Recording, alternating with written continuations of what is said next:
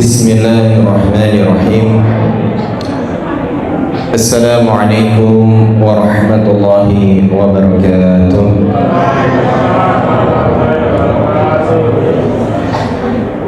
Innal hamdalillah nahmaduhu wa nasta'inuhu wa nastaghfiruh wa na'udzu billahi min shururi anfusina wa min sayyiati a'malina.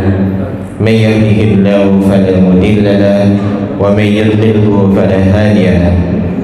Asyhadu an la ilaha illallah wa asyhadu anna Muhammadan 'abduhu wa rasuluh la nabiyya wa la rasula ba'dahu.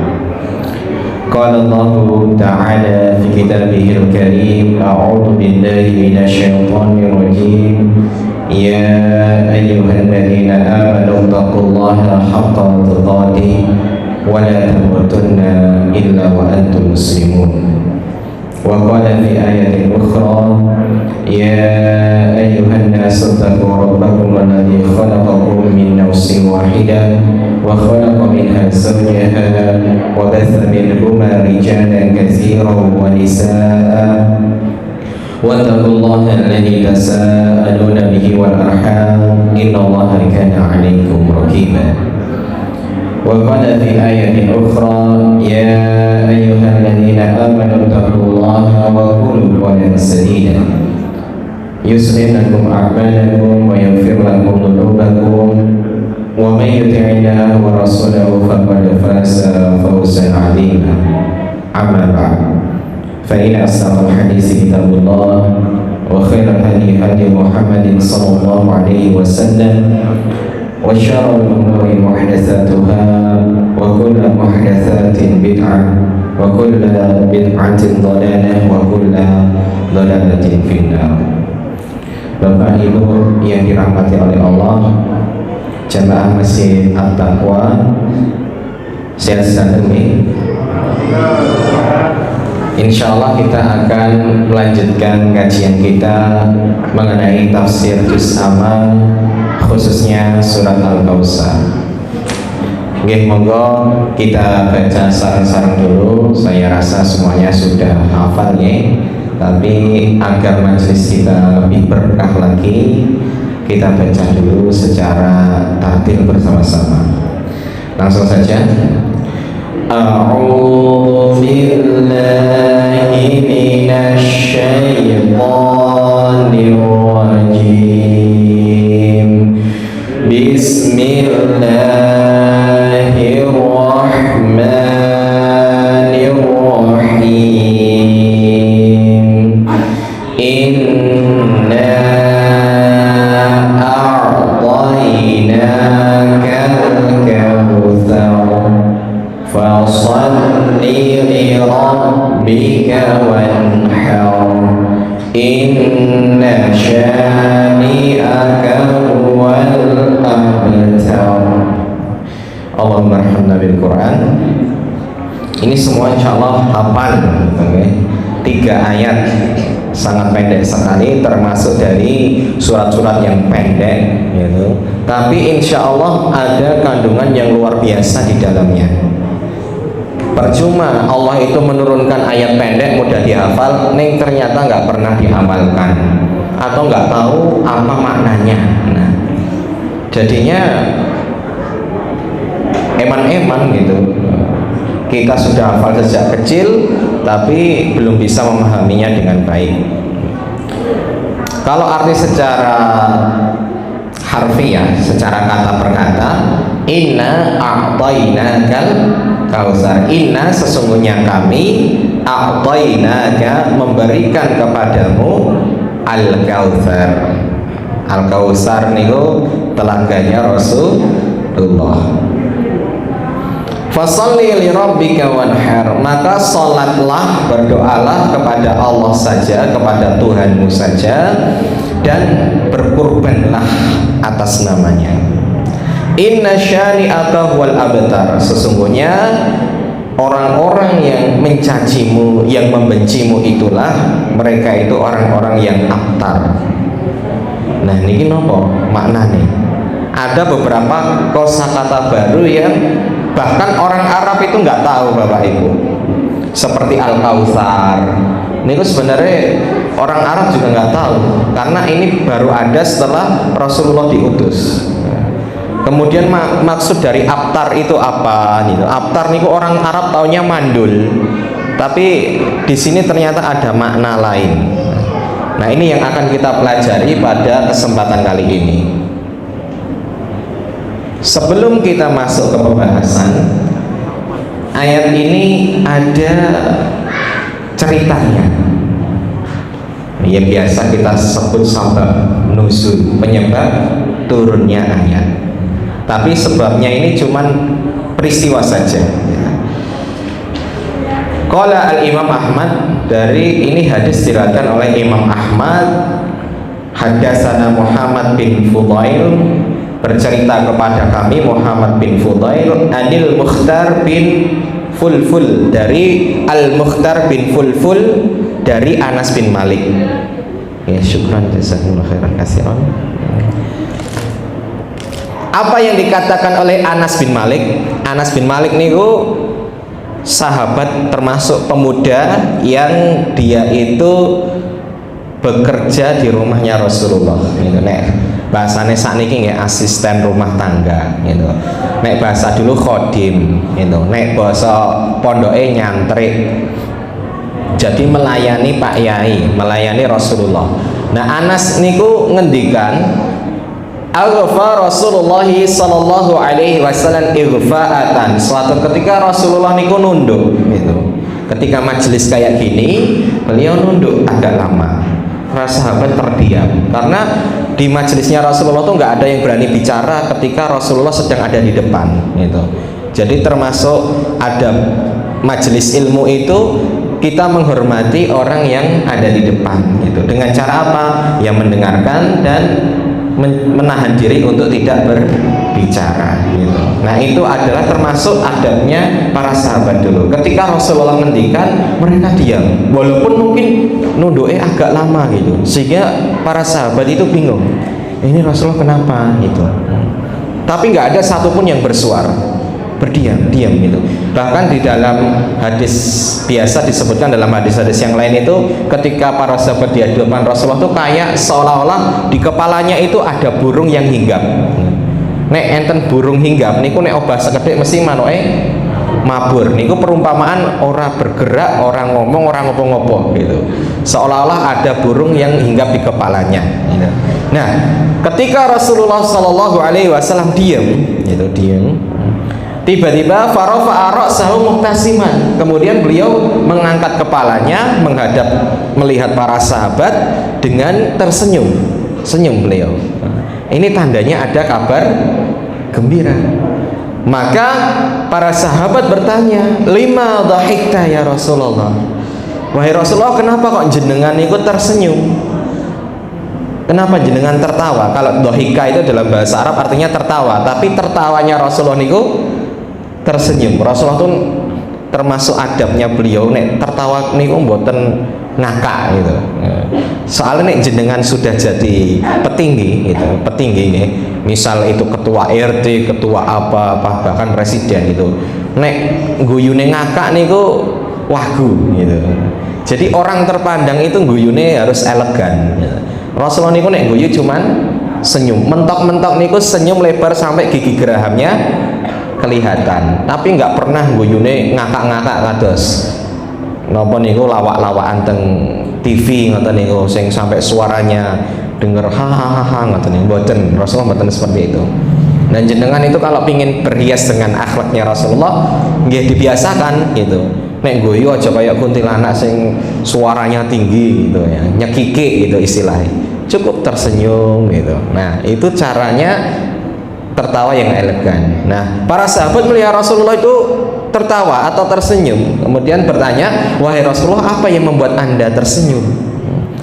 Maka beliau mengatakan, innahu unzilat alayya anifan suratun, sesungguhnya telah turun kepadaku baru saja. Nah, itu saya anget nih ya. Nembe wae turun kepadaku satu buah surat.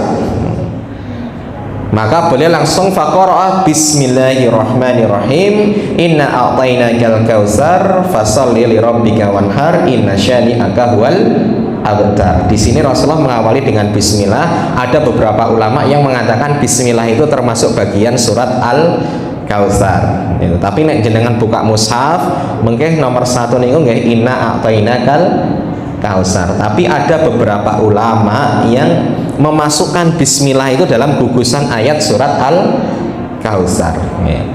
Sampai hatta khotamaha, sampai selesai gitu. Jadi 3 ayat. Kemudian Rasulullah bertanya kepada para sahabat. Jadi memang Rasulullah niku senenge dialog. Jadi nggak langsung jelas kayak gigi gitu mboten. Tapi ada dibangun apa namanya 2 arah. Hal tadaruna mal kautsar? Apakah kalian semua itu tahu apa makna dari Al-Kautsar?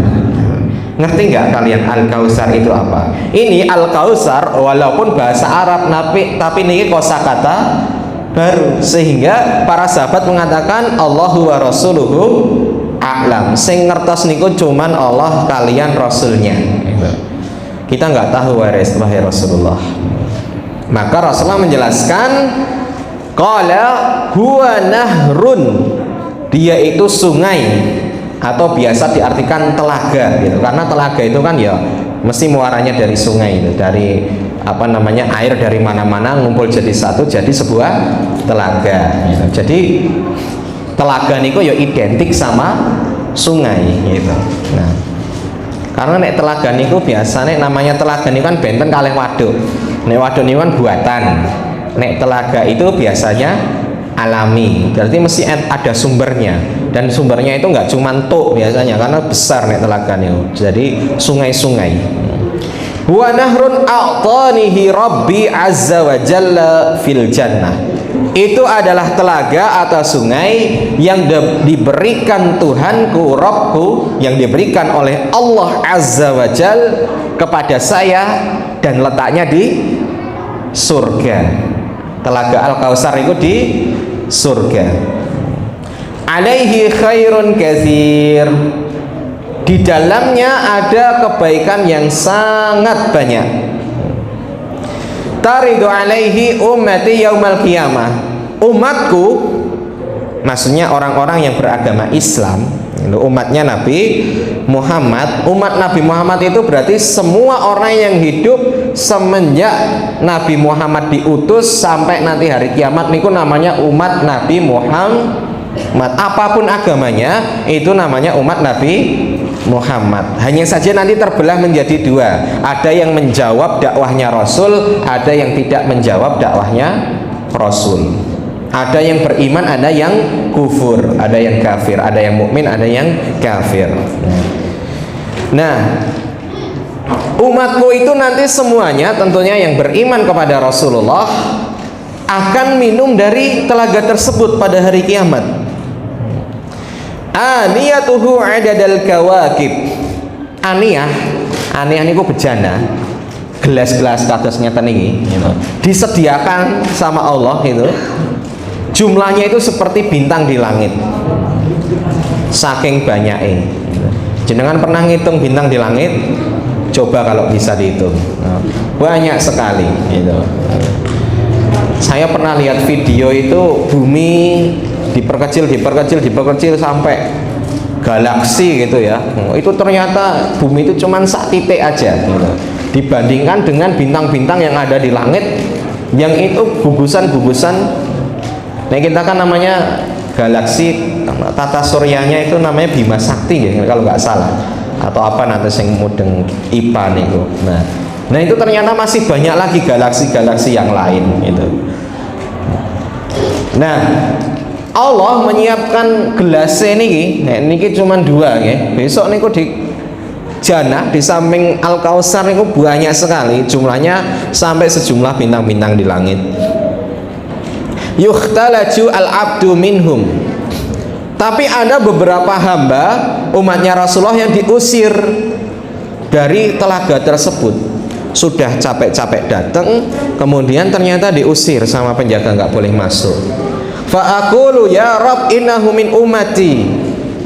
Maka Rasulullah protes, ya Rob, ya Allah, dia itu umatku, kenapa kok diusir?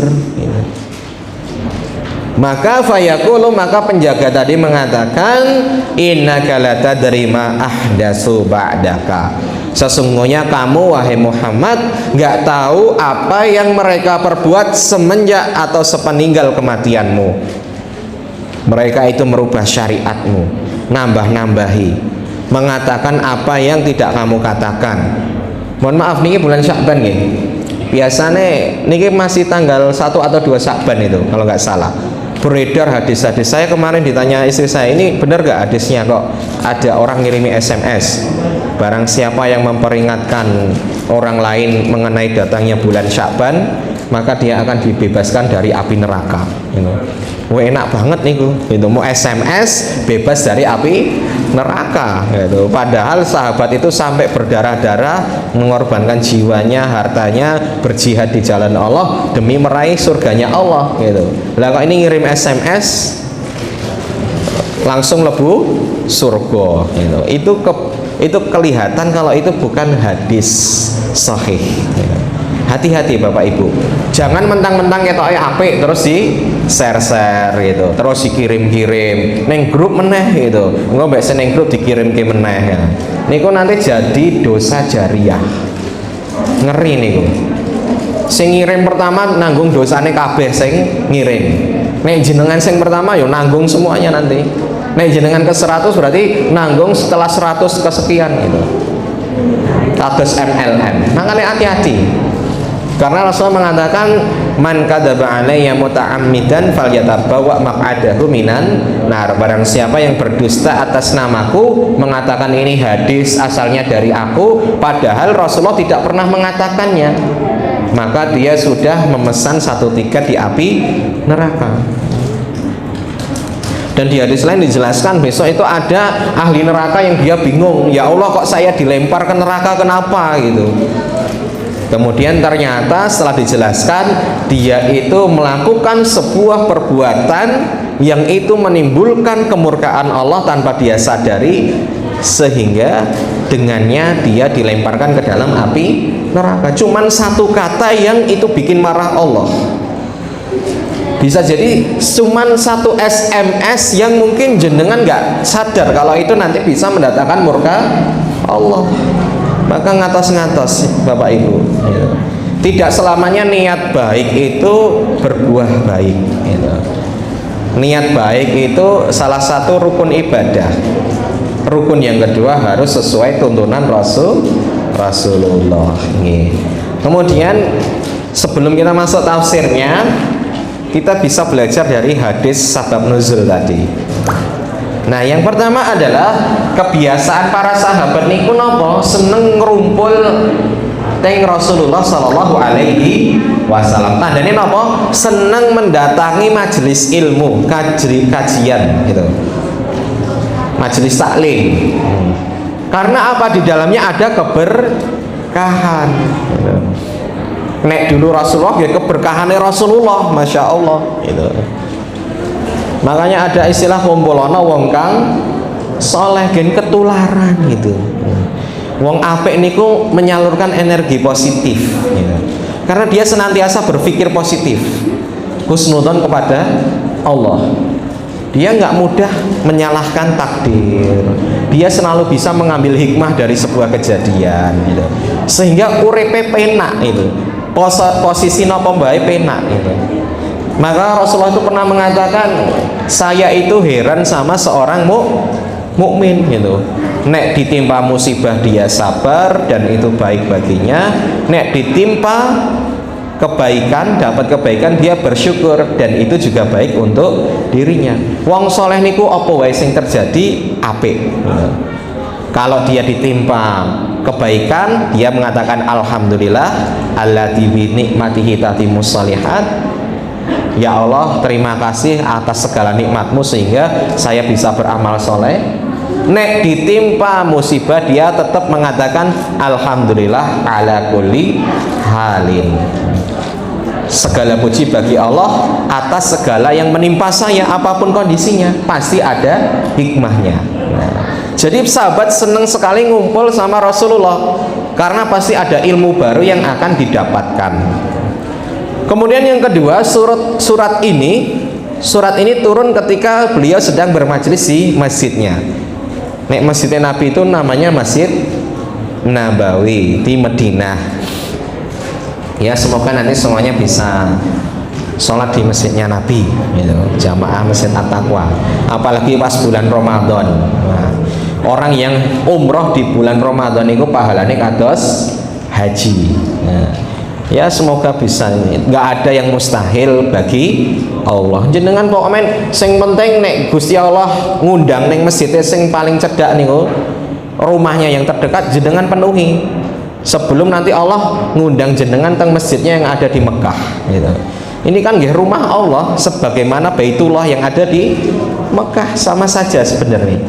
Walaupun pahalane benten nggih. Salat teng mriki tikel 10.000 teng Mekah gitu pahalane. Pahalane niku ning Mekah niku dikalikan 10.000 gitu. Masya Allah gitu.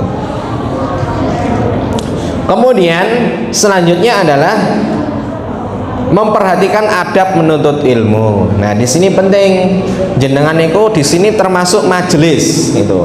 Majelis itu harus diperhatikan adabnya, termasuk di kelas gitu. Anaknya diajari, nek Pak Guru ngendikan dimirengke gitu. Jangan rame gitu. Nah, nggak boleh gitu. Karena itu adab menuntut ilmu gitu. Ada tempat-tempat di mana nek misal pengen bahas cerita mengenai bisnis, ya nanti ada waktunya gitu. Nanti ada tempatnya. Nek pingin kongko nanti ada tempatnya gitu. Nek teng masjid ngendikan sing apik-apik gitu. Karena apa? Apalagi di majelis ilmu. Majelis ilmu itu majelis yang nggak selamanya kita dapatkan gitu. Jenengan bisa diberikan oleh Allah taufik untuk ikut kajian. Itu adalah nikmat yang luar biasa. Maka disyukuri dengan cara memanfaatkan semaksimal mungkin. Nggak semua orang dituntun sama Allah untuk kuat berjalan menuju masjid, duduk saking ba'da maghrib sampai isya wis megal-megol nek ra kulino niku. Wong traweh, wong nungokke kultum niku nek ra kulino niku wis geyal-geyal wae linggohe jek 3 menit gitu. Ora kaya ana pakune gitu. Karena nggak biasa. Nah, kalau Anda itu mampu bisa, itu tandanya jenengan itu diberikan taufik sama Allah. Jangan sia-siakan taufik ini gitu. Jangan sampai masuk ke masjid dengar kajian keluar nggak dapat apa-apa, nggak ngerti apa sing disampaikan sama muhadirnya, sama ustadznya, sama penyampainya gitu. Jadi harus berazam gitu. Saya melu kajian tafsir balik kudu mudeng artinya surat Al-Kausar gitu. Minimal ngerti Kausar iku apa, gen iso disampaikan ning anak-anake gitu. Balighu anni walau ayat, sampaikan walaupun 1 ayat gitu. Nggak apa-apa jenengan niku nek bar nonton bal niku kan hawane pengen nyeritake bale mau piye gitu. Gole piye gitu. Nah, terus sapa sing ngegolke ngantek diapalke gitu. Nah, harusnya kayak gitu. Nonton kajian ilmu taklim niku pulang niku ada semangat menceritakan ke orang lain. Itu yang namanya ilmu yang bermanfaat. Sehingga apa? Nek nanti ada orang yang tertarik ikut ngaji karena jenengan, nanti jenengan dapat pahalanya orang tersebut. Itu pahala jariyah, lawannya dosa jariyah tadi. Nah, kemudian selanjutnya di antara keutamaan Rasulullah dibandingkan nabi-nabi yang lain, beliau itu punya telaga yang khusus, hanya beliau yang memilikinya di akhirat kelak. Nabi yang lain nggak ada yang punya.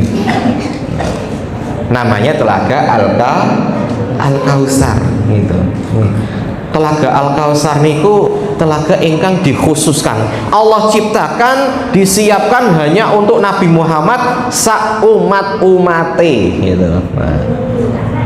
Dan ini ada syaratnya Bapak Ibu. Minimal jenengan ngaji niki pulang tahu syaratnya gen sisuk iso mampir ning telagane Rasulullah. Rugi nek mboten ngertos gitu.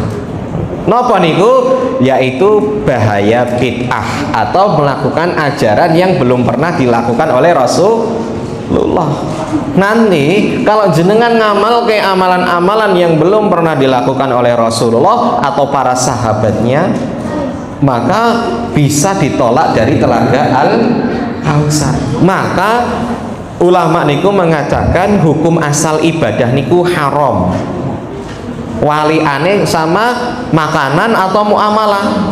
Nek urusan dunia niku hukum asale mubah, boleh. Sampai ada dalil yang mengharamkan. Nah, mangan apa wae boleh kecuali sing diharamkan oleh Allah. Berarti kan luwih akeh sing halal. Karena sing haram niku sithik, paling anjing, babi, turunane, hewan buas niku ingkang haram disebutkan sedikit, sisanya semua halal. Waliane ibadah, nek ibadah niku hukum asale haram, nggak boleh sembarang ibadah kecuali sing diperintahne. Poso niku nggih kedah sesuai tuntunan gitu. Aku meh poso 3 dina ngebleng, ora ngombe apa-apa, ora mangan apa-apa, kecuali sing putih-putih wae, misal gitu. Poso putih gitu. Niku mboten enten tuntunane gitu.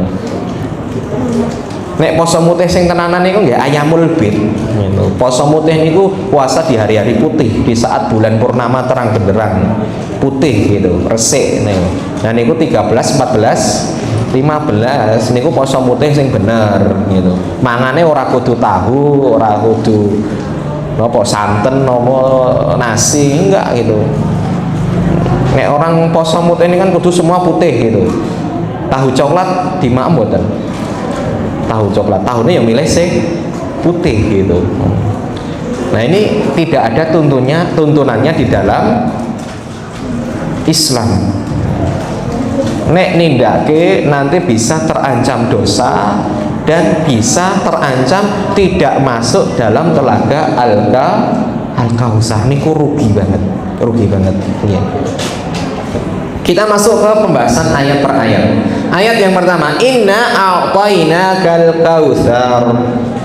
Sesungguhnya kami telah memberikan kepadamu Al-Kautsar. Nah, hadis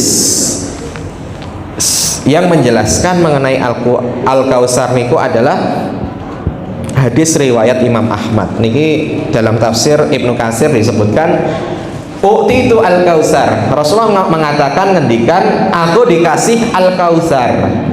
Niki penjelasannya Al-Kautsar itu apa? Fa idza huwa nahrun yajri. Dia itu adalah sebuah sungai yang mengalir. Walam yushakku syakkon. Dan tidak dibedah. Maksudnya yushakku niku dibelah gitu. Nek sungai ini kan enten cabang-cabangnya biasanya nggih. Lah nek Al-Kautsar niku sungai-sungaine ra ono cabange. Glenjer-glenjer ngoten. Nek Bengawan Solo niku kan enten ceweng-cewenge ya. Bedah-bedah kemana-mana itu. Nek Al-Kautsar niku sungaine sak glenjer gitu. Nek basane akar niku akar tunjang gitu. Siji glenjer ngoten. Jadi ra ono cabang-cabange. Nah, wa idha hafatahu kibabul lu'lu. Kemudian di sekelilingnya, di kanan kirinya, tepi-tepinya, nek sungai ini kan enten sebelah kanan dan kiri gitu, tepi kanan dan kiri. Itu ada kubab. Kibab itu adalah kubah, jamak dari kubah. Kubah niku kados napa nggih, bangunan-bangunan gitu. Kemah-kemah, ada yang mengartikan kemah-kemah, bangunan-bangunan gitu, gedung-gedung yang berasal dari lu'lu' niku mutiara. Ngertos mutiara Bapak Ibu? Mutiara niku ingkang ada di dalam kerang, yang ada di dasar laut niku enten kerang niku di dalamnya ada mutiara. Niku karena proses ilmiah nggih, kerang niku menghasilkan zat yang nek kemasukan air kotoran itu nanti akan mengeluarkan zat yang untuk menetralisir itu lama-lama jadi keras, jadi batu yang nanti jadi bulat-bulat warnanya putih kemling gitu. Nah, bagus sekali kayak susu gitu. Nah, jadi di kanan kiri sungainya itu ada bangunan-bangunan yang terbuat dari mutiara. Nek harganya jangan dibayangkan nih, rumah dari botol larang gitu. Kita belum tentu bisa. Orang-orang tuh kalau beli rumah KPR itu kan 15 tahun baru dapat gitu ya. Dicicil sebulan 800 mau pinten nih. Itu omah saka botol gitu. Niki saking mutiara gitu. Makanya nek jenengan mboten saged mlebet niku eman gitu. Eman banget. Kemudian fadarabtu biyadi fi turbatihi. Kemudian Rasulullah nepuk tanahnya. Nepuk tanahnya pingin tahu tanahnya gitu. Kan jenengan teng pantai aja nggih mainan pasir mesti penasaran tanahnya seperti apa, pasirnya seperti apa. Fa idza miskuhu dzafarah. Ternyata ketika ditepuk niki keluar harum, bau yang sangat harum. Seharum misik. Ngertos minyak misik. Misik niku, miskun niku minyak wangi sing paling napa niku? Paling wangi nggih ya.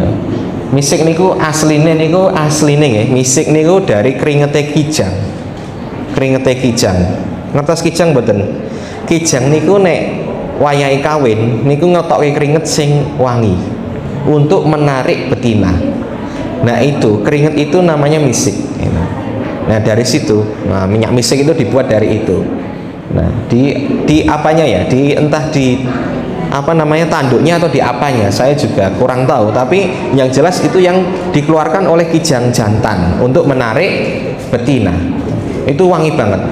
Saya juga nek beli minyak wangi niku misik abiyat, misik putih. Ambune seger, orang marake blenger gitu. Kan ada minyak wangi sing wangine niku ngantem sirah ngantek mumet gitu nggih. Kadang salat preng-prengan niku ambune wah mumet niku. Apa nek wis tuwa wis ra kuat gitu. Nek tuwa niku kuate nggo minyak nyong-nyong ngoten nggih, minyak napa niku kuat gitu. Wong enom sing mumet gitu. Ning nek minyak wangi niku wah. Nah nek misik niku ambune lembut, soft, enak banget. Nah, niku termasuk mahal gitu.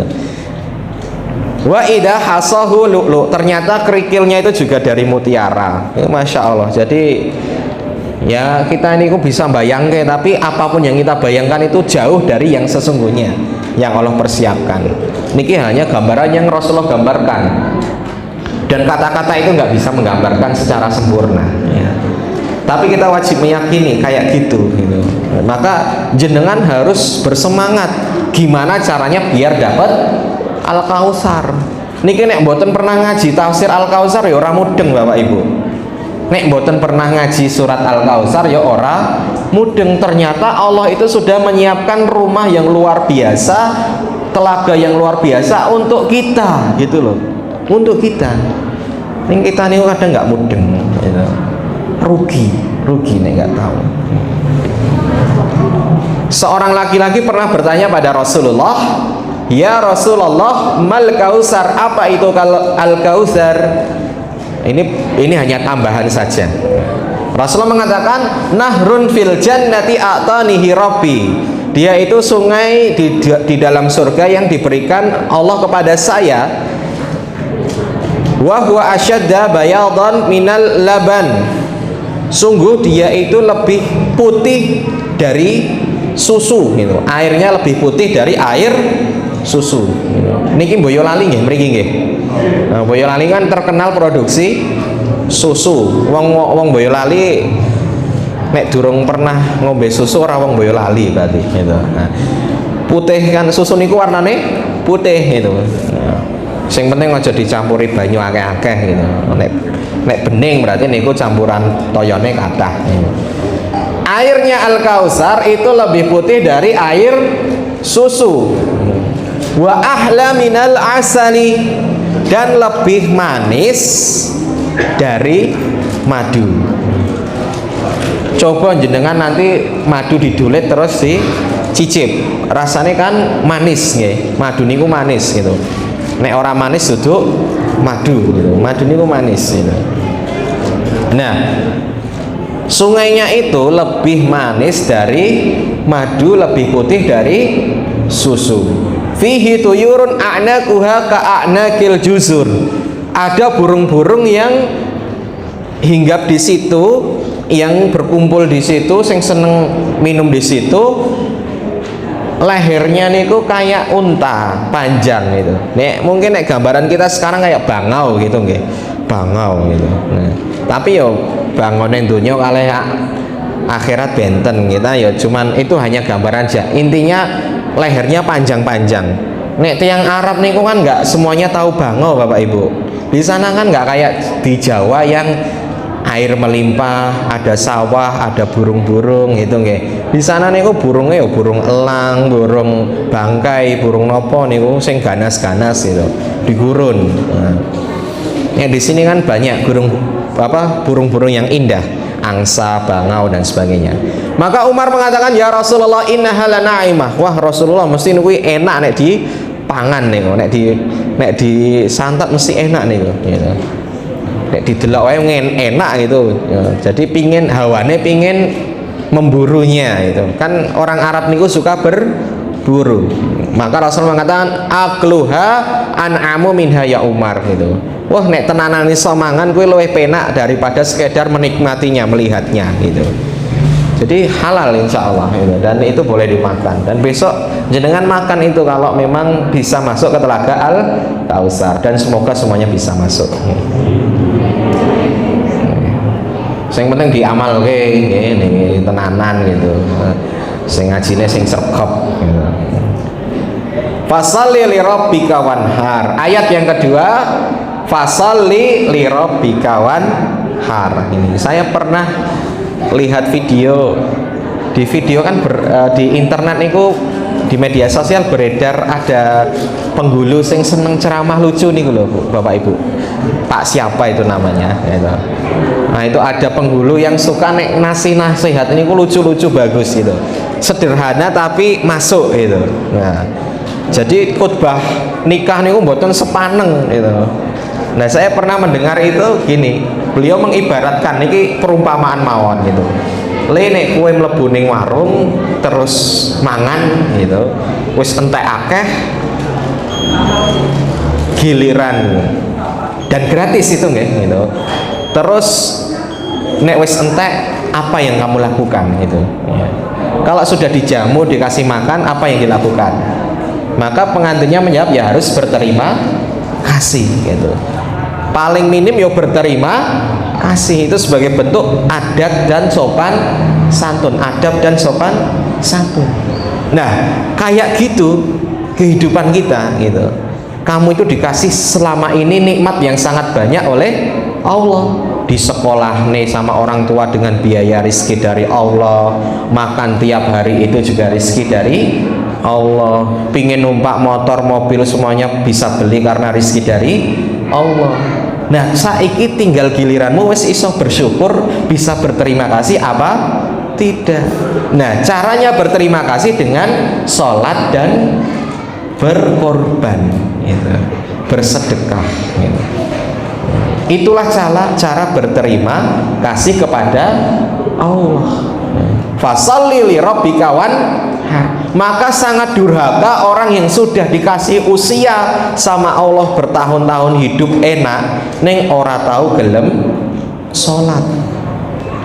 Niku tandanya tidak bisa bersyukur kepada Allah. Orang yang nggak bisa bersyukur kepada Allah itu adalah orang yang nggak bisa bersyukur kepada manusia.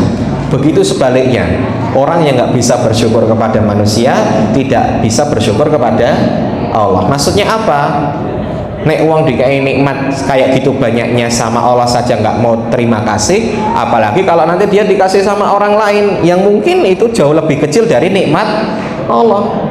Mesti pelit ngomong matur suwun. Enten loh Bapak Ibu tiang orang-orang yang kalau kita kasih itu orang matur nuwun, yuk biasa wae gitu, meneng wae, misal orang gagas gitu, nggak ada perasaan mengucapkan terima kasih gitu. Tapi nggak biasa mawon jenengan terus ojo peh ngono terus orang ngei meneh gitu ya, biasa mawon gitu. Nah, itu memang tipikal manusia itu berbeda-beda gitu. Nah maka dalam ayat ini ketika Allah sudah memberikan nikmat yang banyak baik di dunia maupun di akhirat, kalau di dunia itu ya nikmat yang tiap hari kita rasakan gitu, bisa ke masjid jalan, nggak pakai teken, itu luar biasa nih gitu. Ada orang-orang tua yang nyesel gitu, dhisik aku pas ijek urung stroke orang ning masjid, saiki giliran wis ra iso aku pingin banget ning masjid ning ra iso gitu. Nah, kemudian ketika kita sudah diberikan nikmat yang banyak di dunia dan juga di akhirat niku Allah sudah menyiapkan rumah, sudah menyiapkan telaga, ya semuanya sudah dicukupi sama Allah gitu. Jenengan kedah bersyukur dan berterima kasih kepada Allah. Caranya gimana? Allah niku nggak nuntut banyak-banyak Bapak Ibu. Allah niku nggak butuh kita itu harus ngasih Allah harta kita atau apa, itu enggak gitu. Yang penting sholat sama kurban itu aja. Sholat itu fasholli li rabbika wanhar nih. Sholat niku harus ditujukan hanya kepada Allah. Sholat niku artinya nek secara fikih niku nggih sing kita lakukan sehari 5 kali itu yang wajib. Tapi kalau secara bahasa sholat niku artinya doa gitu. Berarti kalau dibawa ke makna umum, kalau berdoa ataupun sholat itu harus hanya kepada Allah. Nek minta niku hanya kepada Allah, jangan minta ke mbah dukun, minta ke Pak Yai dan sebagainya gitu. Nek minta didoakan Pak Yai boleh, tapi nek minta kepada Pak Yai niku mboten angsal. Pak Yai niku nggih kedah ndonga kalih Gusti Allah gitu ya. Kemudian wanhar itu nahar niku nyembelih gitu. Artinya apa? Kita berkurban. Allah mengatakan saya nggak butuh darah atau hewan yang kamu sembelih itu. Allah itu hanya butuh apa? Niatmu untuk berkorban itu loh, kesungguhanmu dalam berkorban. Sebagaimana ketika Nabi Ibrahim disuruh untuk nyembelih anaknya gitu. Kira-kira bermanfaat gak kalau Nabi Ismail itu disembelih niku? Allah niku dapat manfaat boten gitu. Makanya Rasulullah itu hanya ingin melihat apakah Ibrahim itu mau berkorban demi Allah, melaksanakan perintahnya walaupun harus menyembelih anaknya. Dan ternyata ditindak nih, ketika pesonya mau nyentuh lehernya sama Allah tiba-tiba diganti dengan kambing gibas yang besar gitu. Karena Allah nggak butuh, sekali lagi nggih, Allah niku nggak butuh daging sing jenengan korban gitu. Saya pernah melihat video dari kawan kita nih. Ada kawan kita itu ada yang dakwah di pelosok gitu.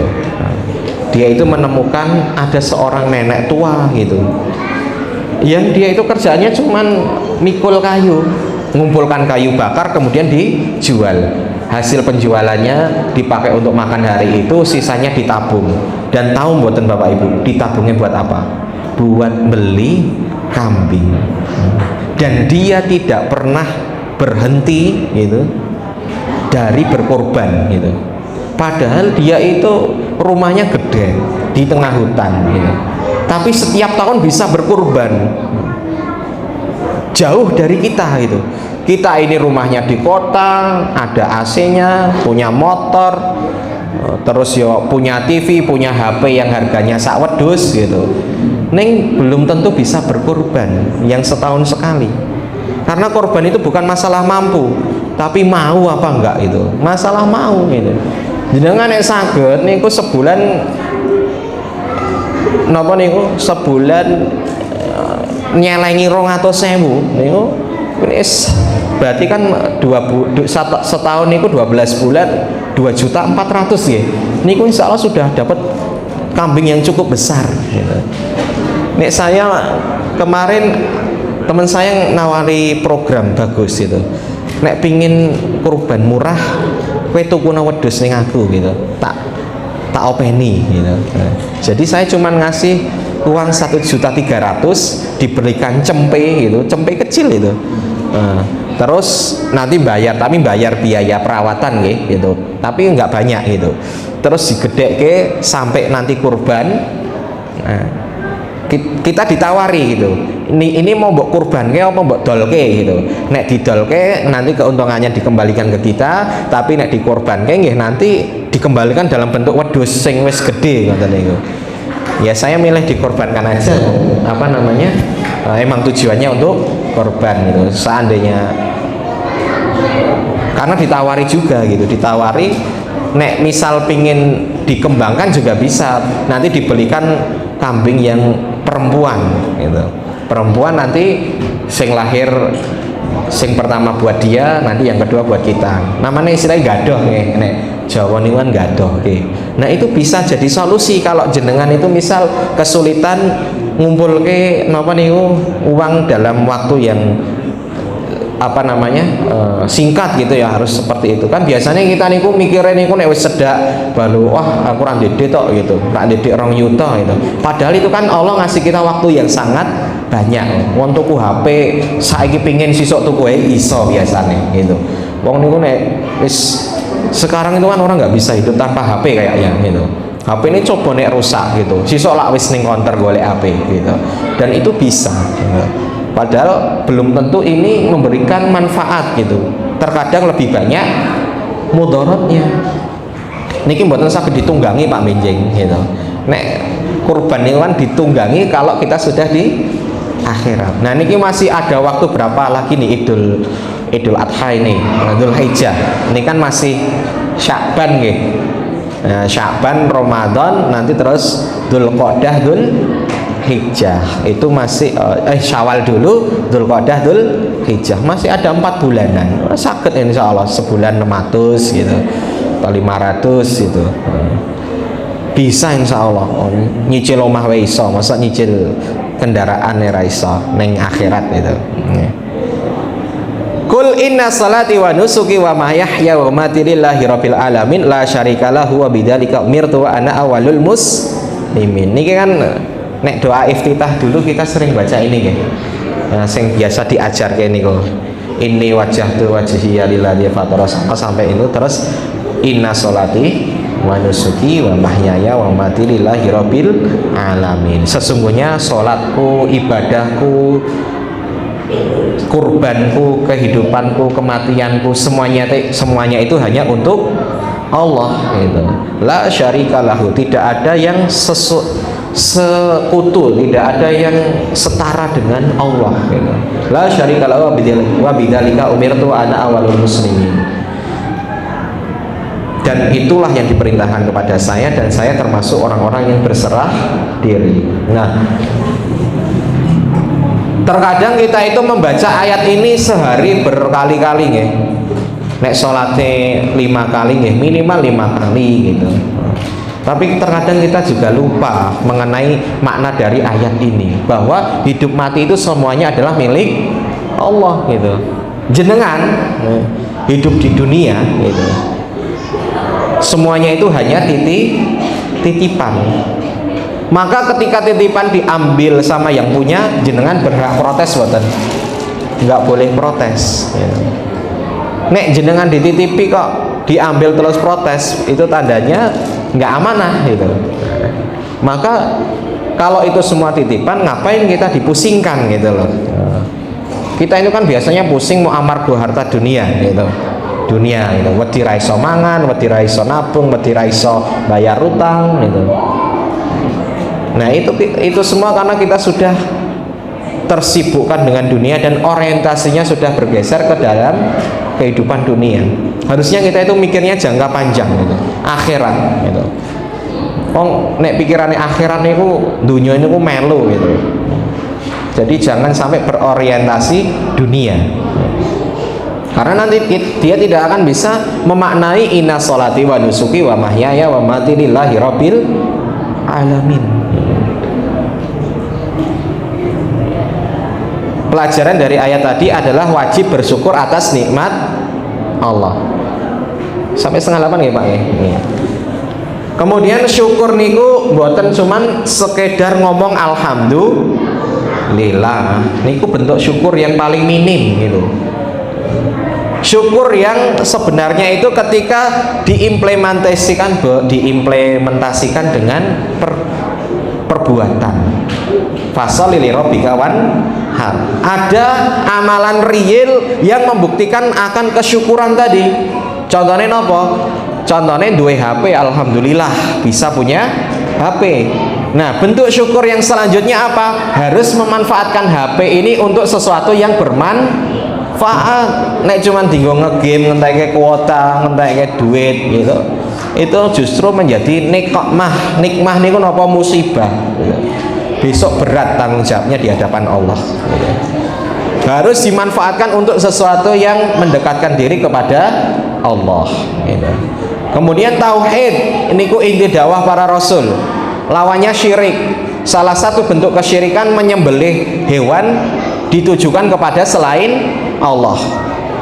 Ada sebuah apa nih, aliran kanuragan atau apa pencak silat gitu nggih. Sing nek munggah tingkat itu harus nyembelih ayam gitu. Nah, ini menyembelih bukan karena Allah gitu. Ini bisa terjerumus ke dalam kesyirikan. Nek nyembelih dinggo syukuran dimakan bareng-bareng ya ora apa-apa itu. Nek nyembelih itu ada makna-makna tertentu yang itu menjadi tidak boleh. Atau ada orang pingin apa namanya, sembuh penyakitnya, kemudian disyaratkan harus nyembelih pitik apa sing item niku namanya nggih. Pitik cemani gitu. Pitik cemani niku dibudidayakan dan harganya mahal. Rata-rata niku dipakai untuk syarat biasanya gitu. Nek cuman wong nyembelih dipangan ngono iki kok eman men gitu. Pitik cemani niku biasanya ada karena dipakai untuk syarat. Nah, ini nggak boleh. Nyembelih pitik cemani ditujukan untuk selain Allah itu nggak boleh. Contoh ditujukan kepada Allah apa? Ya disembelih bismillah untuk misalkan untuk syukuran, untuk dibagikan, untuk dimakan. Nah, ini baru demi karena Allah gitu. Tapi nek untuk ritual-ritual tertentu maka itu disembelih untuk selain Allah, dan jenengan haram hukumnya makan sembelihan selain Allah. Makanya sajen nih kok, sajen ulama itu ada yang mengatakan mutlak haram apapun bentuknya, tapi kalau ulama-ulama yang lain ada yang membolehkan boleh dimakan selama bukan sembelihan, dan itu yang lebih saya pegang. Nih misal cuman buah nanas terus apel, niku silahkan jenengan makan aja gitu. Tapi nek sampai ayam kebo gitu ya jangan dimakan. Saya itu dulu ketika main di pantai kemah sama anak-anak santri niku, di pantai nih kok dari pantai itu dari laut kok do metu napa niku terdampar buah-buahan gitu. Ono pisang, ono nanas itu, ono telo, ono puhung dan sebagainya lah gitu. Ya kita makan aja gitu. Itu mesti dari apa, Bapak Ibu? Dari larung gitu, ngelarung terus terdampar. Ya itu nek nggak dimakan kan eman-eman. Dan hukumnya ulama membolehkan selama bukan sembelihan gitu. Daripada dibuang dimakan aja, nggak apa-apa. Bismillah yang penting. Dan jangan takut ya, nek takut nanti malah dikena sawan malahan gitu. Nek wedi malah apa namanya, nanti setan masuk gitu. Yang penting yakin ya ono panganan yang ngisor wet ringin gitu kok, buah-buahan banyak, dah ambil aja dimakan, dikasih ke orang, jangan dibilang itu dari sajen gitu. Nah, boleh gitu dimakan aja. Sing penting jangan yang sate, jangan yang apa namanya sembelihan daging, itu jangan, nggak boleh gitu. Jadi sebenarnya ingin ono wong nendang sajen, buat sajen itu eman-eman gitu. Kenapa nggak dimakan aja gitu? Kan kemarin buah-buahan itu kayaknya gitu. Kemudian terakhir inasyani akahwal abtar. Sesungguhnya orang-orang yang membencimu itu adalah abtar. Maksudnya apa? Di sini ada musuh-musuh Nabi Muhammad itu banyak yang nggak senengi gitu. Nabi Muhammad orang terbaik di dunia niku tetep enten sing boten nyenengi. Nek jenengan kok enten sing boten seneng kali jenengan nggih niku wajar gitu. Kita ini saapik-apike kita niku mesti ana sing ora seneng. Wong Nabi Muhammad mawon enten sing boten seneng gitu. Apalah kita gitu. Kita ini banyak dosanya. Nek ngomong ya kadang ceplas-ceplos ora mikir gitu. Nah, maka kalau ada yang nggak seneng itu ya wajar gitu. Sing penting jangan menyakiti itu aja gitu. Nah, orang yang membenci Nabi Muhammad itu adalah orang yang abtar, yang rugi, yang terputus. Ini kenapa kok dikatakan seperti ini? Karena dulu ada yang ngejek Nabi Muhammad. Muhammad iki apa ora duwe anak gitu. Nek wong Arab niku nek dereng duwe anak lanang itu durung durung apa istilahnya ya, durung jantan itu ya, durung lanang gitu, nek durung duwe anak lanang. Rasulullah niku anaknya berapa Bapak Ibu? Ada 7, 3 laki-laki, 4 perempuan gitu. Enten lagu nih, lagu anak-anak nih, yang laki-laki itu kan Al-Qasim, Abdullah sama Ibrahim, semuanya meninggal sebelum balik gitu, meninggalnya waktu anak-anak. Nah itu banyak hikmahnya, ulama itu meneliti banyak hikmahnya gitu. Nabi Muhammad nggak punya anak saja, sekarang itu banyak yang mengkultuskan keturunannya Nabi Muhammad, apalagi nek duwe anak itu iso diangkat dari Nabi gitu, bahaya. Nah itu salah satu hikmahnya, Allah memutus rantai keturunan dari Nabi Muhammad. Nah terus Habaib itu dari mana? Dari keturunannya Ali bin Abi Thalib yang menikah dengan anaknya Nabi Muhammad, Fatimah Az-Zahra, punya anak namanya Husain dan Hasan dan Husain. Nah rata-rata Habib itu dari jalur ini gitu, dari jalurnya apa namanya, Hasan dan Husain.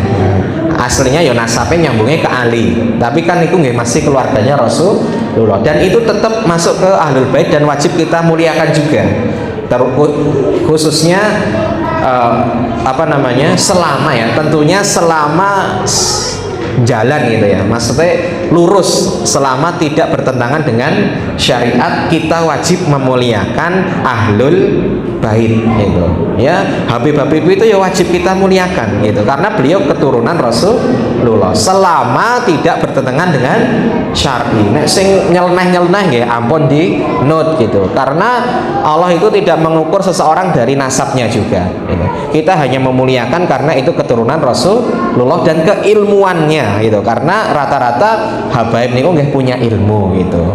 Wong sing ora keturunan Rasul aja kalau punya ilmu wajib dimuliakan, apalagi kalau punya darahnya Rasulullah, jauh lebih wajib untuk dimuliakan gitu. Walaupun mungkin sekarang banyak juga yang ngaku-ngaku sebagai habib gitu nggih ya, tapi kita harus pandai memilah-milah. Nek memang habib beneran dan berilmu ya wajib kita muliakan gitu. Nah, ada orang Quraisy yang bernama Al-As bin Wail itu mengatakan Rasulullah itu terputus abtar keturunannya gitu. Jadi dia nggak punya keturunan, orang lanang istilahnya gitu. Maka turunlah ayat ini, inna syani'aka huwal abtar. Allah nggak terima Rasulnya dihinakan. Allah mengatakan sesungguhnya orang yang memusuhimu, yang nggak seneng dengan ajaranmu itu sesungguhnya abtar, sing rugi niku dia gitu. Kalau di riwayat lain dikatakan ini berkaitan dengan Abu Lahab. Abu Lahab ketika mendengar berita bahwa anaknya Rasulullah meninggal, dia seneng, wah Muhammad wis di keturunan meneh gitu, ora di anak lanang. Maka Allah menurunkan ayatnya inna syani'aka huwal abtar. Sesungguhnya sing benci kepadamu itu sing abtar, orang sing nggak punya keturunan atau yang terputus kebaikannya gitu. Dan ini bener, ada beberapa orang Jawa itu nek durung duwe anak lanang durung mandek le gawe anak gitu. Ini termasuk bapak saya gitu. Saya niku anak ragil Bapak Ibu, dari 4 bersaudara.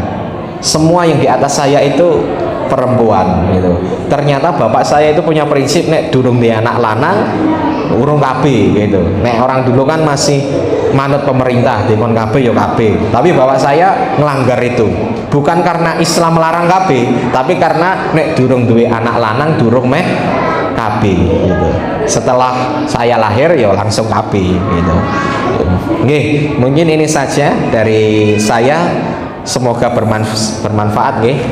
Nanti ini ada filenya, insya Allah saya kirimkan biar bisa dipelajari. Semoga bisa bermanfaat kajian ini, walaupun 3 ayat tapi harus benar-benar dipahami dan diamalkan. Minimal jenengan ngertos Al-Kausar niku napa, dan harus punya target, saya harus termasuk umatnya Nabi Muhammad yang bisa masuk di telaga Al-Kausar. Husnudzon kepada Allah, karena Allah itu sesuai dengan apa yang kita prasangkakan gitu. Wis, insya Allah saya besok termasuk penghuninya telaga, orang yang boleh masuk di telaga Al-Kausar. Ya syaratnya tadi, sing penting jangan melakukan perbuatan bid'ah nih mawon. Nggih, syukran jazakumullah khairan katsiran. Aku lupa di hada astaghfirullah li wa lakum. Seandainya ada yang salah itu datangnya dari saya pribadi, dan seandainya ada yang benar itu semata-mata petunjuk dari Allah. Saya kembalikan ke pembicara, pembawa acara. Gitu.